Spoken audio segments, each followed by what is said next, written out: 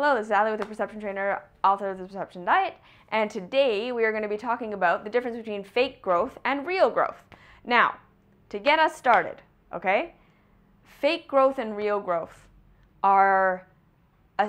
they can be, at the very beginning, incredibly subtle, okay? So, just kind of like what we were talking about in the last video, all right?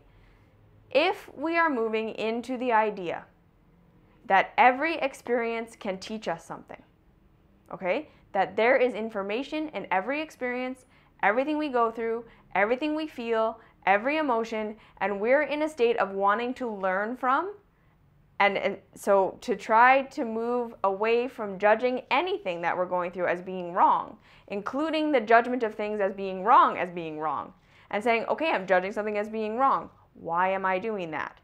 Where's the more information? If we're willing to move from there are things that can be wrong to everything is here to show me something, not because I'm wrong and bad, but because life is about learning, your real growth. Okay? Literally, that's it. So if you want to shut off this video and just say, all I need to know to be on a real growth path is to say, I'm open to learning. I'm open to saying that everything is happening for a reason and it's teaching me something and I just want to know what is happening. Then that's all you need to know. That's real growth. Okay? So that's that. Now, I want to get into this a little bit more deeply and to talk about this, unpack this a little bit. Because this idea can get a little bit tricky and fuzzy, and especially when we're so self-improvement focused, right? When we're so, I'm not good enough, I'm not worthy, until I've done real growth, this can get a little sticky, okay? So again, if we're just gonna relax for a second and understand that getting somewhere where we're really seeing growth in ourselves, first and foremost requires that we have some level of love and compassion for who and what we are right here, right now. If we can understand that paradox, even just a little bit, right? That true growth is not ever going to come from hating yourself into somebody different, because hate and fear is a lack of information, right? If we can just really try and drill that into our heads, right? Hate and fear and judging myself and judging the reality and all these things, whatever level of judgment I'm on, when we're doing that, all we're doing is we're cutting ourselves off from information. Okay? That's all that is. And when we cut ourselves off from information, we cannot learn, grow, change, evolve, or expand. Because in order to learn, grow, change, evolve, or expand, we need more information added to the information we already had. So it's not even about getting new information and getting rid of old information. We evolve the old information with new information. That's what true growth is. It's saying every experience is here to teach me something, and I'm going to learn from every experience that I have. That is growth. And again, it's founded on this idea that we're already good enough. Because so long as we're believing that we're not already good enough, any new information we're going to perceive as being something that's wrong with us. And so we're going to reject it because nobody wants to know that there's something wrong with them. No one wants to feel like there's something wrong with them. So if you've got a knee-jerk reaction to reject information, just know that it's because you're making it mean that you're wrong and you're bad right now. And that's what's holding you back. That is the truest, most deep block and cause of fake growth. So fake growth is going about trying to fix yourself or fix your reality, yeah, without understanding why you or the reality is the way that it is. We think we understand. I feel shitty in my body because of how I'm eating, so I just need to go on this diet. I'm just overspending because I'm irresponsible with money, so I just need to go on a tight budget. I just keep having arguments in my relationships because I'm just not cool enough and I just need to chill. We think we understand the problem. But the thing is, and I'm going to get into this, right? On the fake growth path, what's really happening is that we're going to observe that we're doing the same thing over and over and over again, expecting a different result. That we're doing things that give us temporary relief, temporary solution, temporary feeling of being good, but we always wind up back at square one. Okay? That's what fake growth is. So fake growth is, I think I already understand what's going on and what I need to do to change, and I'm doing this thing that I think I need to do to change, and it gives me results for a short period of time, but I always end up back at square one, and I just make that mean that I did it wrong, rather than assuming that the path didn't work. Okay? And the third thing is to understand that the foundations of fake growth, the reason we do the same thing over and over again and expect different results, the reason we trick ourselves into thinking we're doing something different when we're doing the same thing over and over again, the reason we feel like we're doing something great when we get that temporary relief and then can't even see that it just wound us back up where we've always been and nothing actually changed, is because, again, we're making that mean that we were wrong and bad before. So we need to understand that in order to truly want to change, to actually want to actually change, we need to be in a place where we're so humble enough to say, what I'm doing isn't working. And that doesn't make me wrong. That I want to learn, grow, change, evolve, and expand. I want to become different, right? And this is a thing that I think most people out in the world are not realizing, that they're really not, they are not in a place where they actually want to be different. Really what we want is to argue that what we're doing is right and that we should be getting different results from what we're doing. We're really wanting to be proven correct in what we're doing. We don't want to change. We want to do what we're doing, and we want to have what we're doing give us the results that we want. Yeah? Fake growth is always founded on this. I don't want to be wrong. I don't want to know that what I'm doing is wrong. I want to find someone who's going to tell me that what I'm doing is right, and then all of a sudden I get the results that what I'm doing is right. I want to blame everyone else around me for the results that I'm getting, and if everyone just agreed that what I was doing was right, that it would be, and it's because all these other people are pointing it out that it's not right, and that's why I'm getting shitty results. No. We have to be humble enough to say, the reason I'm continuing to do what I'm doing, the reason I'm still getting the results that I'm getting, the reason I'm trying the same thing over and over again and expecting different results and not getting them, is because I don't really want to change. I want what I'm doing to be right. And I'm going to keep doing it, hoping that one of these times it's going to work. That's fake growth. Because we don't want to admit that we're wrong. Because we're making, right? We're making ourselves mean. We're making it mean that if we admit that we were wrong, if we admit that what we're doing isn't working, if we admit that we don't know what to do, right? We've done what we know to do, and it didn't work. We're afraid that means that we're unworthy of love and that there is no solution. Okay, so this is the cul-de-sac of fake growth. I want to prove myself right. That's fake growth. I want to believe that what I'm doing is correct, and it's just everyone else not agreeing with me or some other people pointing it out that it's not working or whatever that's making it not work. No. No one can point out to you that something in your life isn't working if it's working. If you're getting good results, if your thing is really, truly true, no one can point out to you that it's not working. And if it really bothers you when someone points out to you that something in your life isn't working, it's probably because they're right. It's not working. Because if it was, you would have results to prove that your thing is working. This is what you need to say, right? Like, reality exists. Results exist. And results are the only thing that matters. It doesn't matter the theory. It doesn't matter how much you understand about what you think should be right. The shoulds don't matter. We can let that go. The first pillar of the true growth path is results are all that matters. I love myself enough that I don't need to be right in order to be happy. I love myself enough that if I find out I'm wrong because my results aren't getting me what I want, okay, I let it go. That's not who I am. Right? So we see that we're so attached to method. We're so attached to this is correct and this has to work because I'm invested in this as a person. And we have to start to realize that, like, okay, wow, that's the first step of real growth, is realizing the dogmas that we're invested in that are not getting us good results, but that we're attached to because we identify with them. This is the big thing, okay?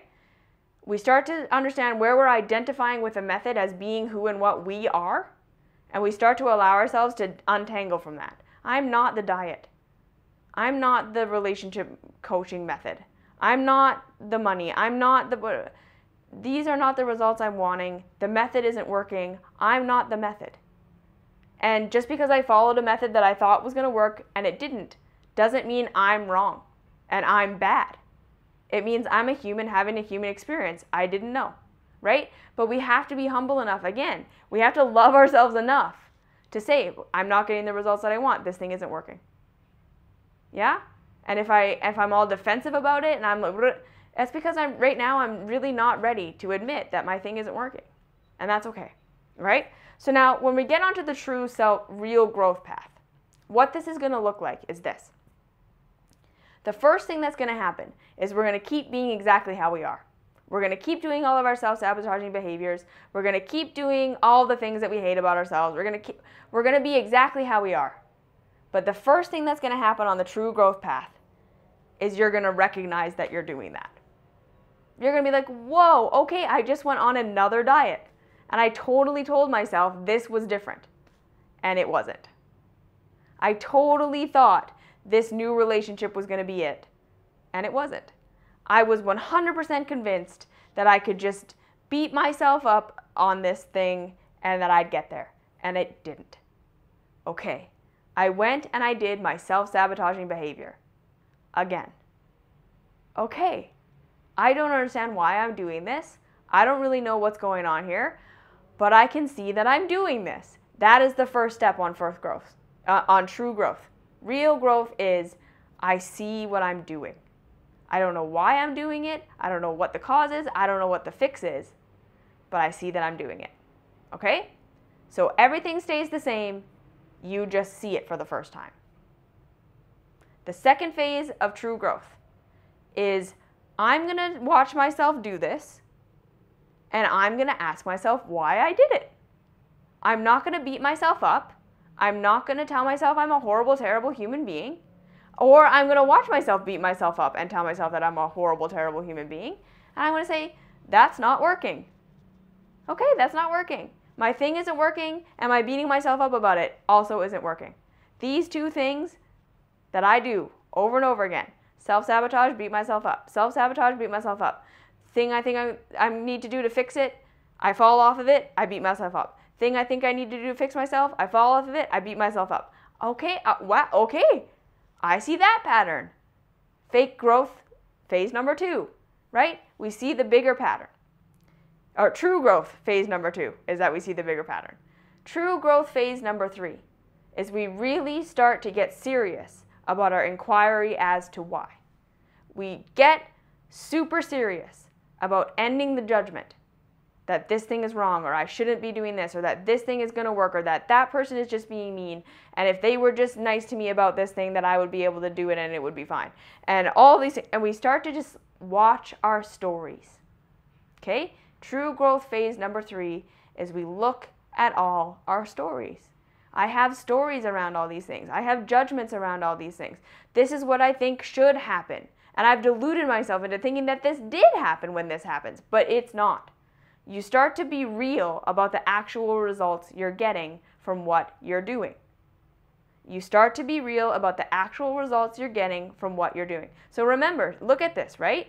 First 3 phases of true growth, you're not changing your behavior. You're not changing what you're doing. It doesn't look like growth at all, because this is the awareness phase. Yeah? It's the, okay, I have a pattern. I see my pattern. I've done my pattern and I see this larger pattern. I am starting to recognize that there's a reason why I'm doing my pattern. Okay? True growth phase 4 is where we, again, this is where we really get serious about why am I doing this. This is where we get serious about self-love. Okay, I did my self-sabotaging behavior. I'm not going to beat myself up. I love you.